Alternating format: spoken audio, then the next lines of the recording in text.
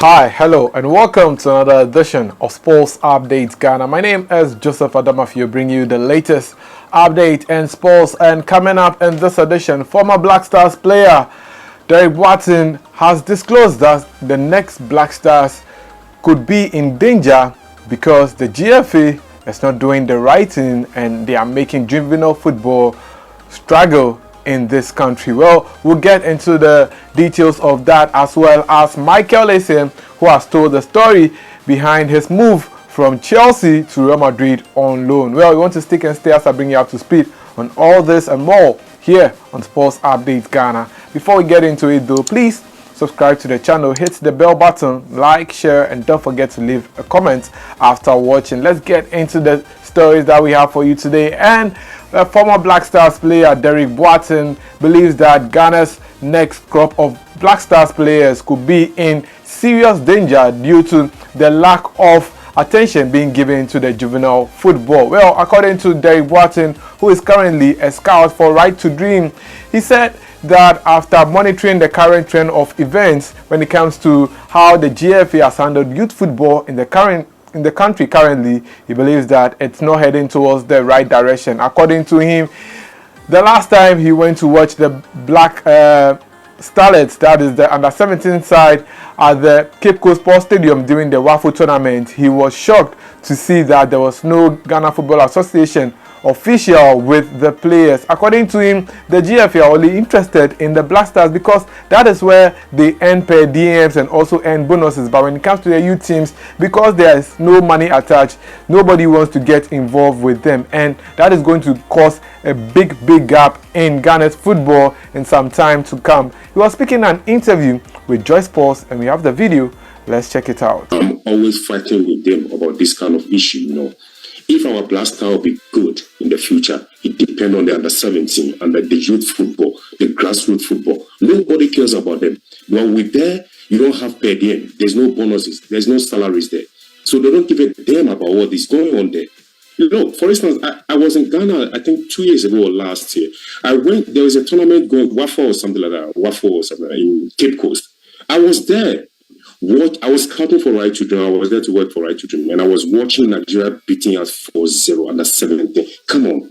Since I started playing for Ghana, I never saw Nigeria beating us 4-0 before. Nigeria cannot stand us when it comes to football. But when I saw what's going on there in the game, during the game, and I'm watching it, and I don't even see none of the officials there or anything, I was really heartbroken. So that is Derek Boateng expressing his disappointment in how youth football is being run currently across the country. And I think that it is a fact. And all the attention is being given to the Black Stars, and we are leaving out the under-17 team. Look at Ghana's Black Princesses, the under-17 team, who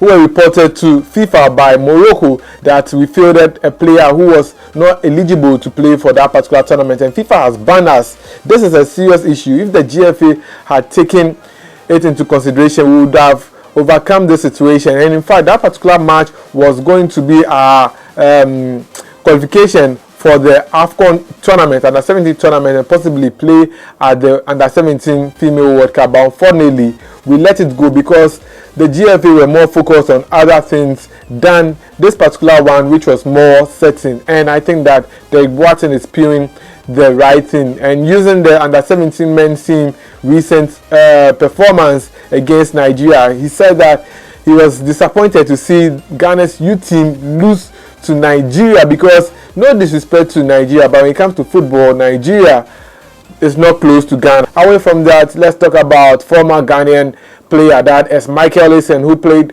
for Chelsea during his heydays. And Michael Essien happened to play for Real Madrid at one point in time, where he went on loan to play for Real Madrid under coach Jose Mourinho. Well, we all know that Michael Essien has a good relationship with Jose Mourinho. That's why he decided to go to Real Madrid. But did you know that he joined Real Madrid on the final day of transfer deal, and when he decided to join them, Chelsea had a match against Atletico Madrid, and Michael Essien says that he had to get off the bus and go and make sure that he signs all the contracts that will enable him to be on the next flight to Spain to go and sign for Real Madrid so that he can do his official unveiling, and he spoke about this in an interview where he said that he went to Spain with only one jeans and one shirt which he wore for 1 month. Let's listen to Michael Essien on how he sealed his deal with Real Madrid. I mean, the Real Madrid call was, it came, I don't know, I was not expecting anything. Yeah. No, well, I was not expecting anything. I remember I was with Chelsea in Monaco for the Super Cup. Yeah. And I had my cousins with me in my room, and my phone kept ringing, and I didn't know the number, so I was not answering. So my cousin told me to answer the phone. I said I don't know the number. So you don't recognize the number. Yeah. I don't recognize the number. It was +34 or something. I didn't know who was calling. Anyway, the number kept calling a few times. So my cousin said, pick it up, you know. So I picked. As soon as I said hello, and another hello came from the other end. I knew who was on the phone. Yeah. So I told my cousin, hey, you know who is calling? Hey, Jose Mourinho. He said, no, you're lying. I said, yeah. So we start talking. And he said to me, oh, I heard you are going to you probably will go to Arsenal. Mm-hmm. I said, no, it's not true. I'm not going anywhere. There's no any connection of me or anything going to Arsenal. Yeah. And then he said, well, if you're gonna go to Arsenal, you come to me. I said, come to you, as in well, in Madrid. He said, yeah. I said, okay, I'm ready. What? I'm ready. What?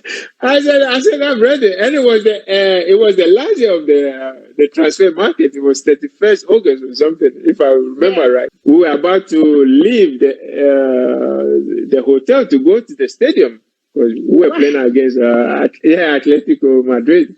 Yeah. So we have to leave. So anyway, they have to start, the process. So anyway, they were doing their thing with my agent, blah blah blah. And I remember I was in the bus. The bus was about to leave to the stadium. It was even going. And then my agent called me and said, "Where are you?" I said, "Oh, we're going on the to bus." the stadium. Yeah. He said, "Can you come up of the bus? I'm coming to the hotel. We have to send faxes and blah blah blah." So I have to shout from the back of the bus, "Hey, Stop. can you stop? Can you stop the bus?" So then all my teammates start looking at me like, "Michael, what's going on?" What's going on? Yeah. I said, no, nothing. I just have to go get off the bus. I will see you guys later. Yeah. So anyway, the bus stopped. And I came out of the bus. I went back to the hotel to wait for my agent. So they left, and then my agent came. And some of the players kind of heard like, I'm going to Madrid. And some of them were asking me like, what was going on? So I mean, obviously, I have to tell them they were. They heard already. I said bye to everyone. I said bye to Abramovich. What was? So I went to Madrid. Yeah. I went to Madrid with just a pair of my football shoes and the shin pads. Blah blah. The next day I started training. So I was stuck in Madrid for almost a month with just one white pair of jeans and shirts. One outfit. So that was Michael Essien over there talking about way back in the days when he played for Real Madrid and how the deal came off and all that. Charlie, players, they go through stuff. It not be easy. Being on one flight to the other and all that, it's not easy. And the moment he went to Real Madrid, the next day he started training with them. And I think that he had a very good stint with Real Madrid, but came back to help Chelsea as well. And that'll be it for this episode of Sports Update Ghana. It was a pleasure coming your way. Hope you enjoyed it. See you in the next one. Please like, share, and don't forget to leave a comment.